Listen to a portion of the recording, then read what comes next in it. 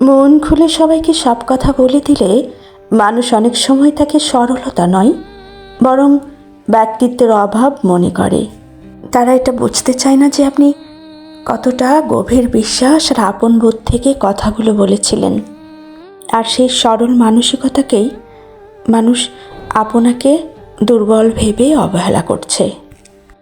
এমনকি অনেক সময় আপনার সেই কথাগুলোই রং মাখিয়ে বিকৃতভাবে অন্যদের কাছে উপস্থাপন করছে এবং অস্ত্র হিসাবে ব্যবহার করছে আপনাকে দমানোর জন্য। এক্ষেত্রে অনেকের নিজেকে সেই মুহূর্তে বড্ড একা এবং অসহায় মনে হয়, তাই না?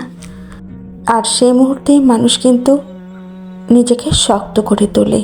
অনেকে আবার ভেঙেও পড়ে, কিন্তু যে নিজেকে শক্ত করে তুলতে পারে সে কখনো আর কোনো ধাক্কাতেই ভাঙে না।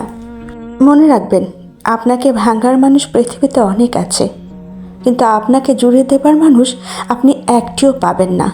তাই আপন ভাববার আগে একবার ভেবে দেখুন সে আপনাকে কতটুকু আপন ভাবছে। তাই নিজেকে অন্যের কথায় ভেঙে না ফেলে নিজেই শক্ত করুন নিজেকে।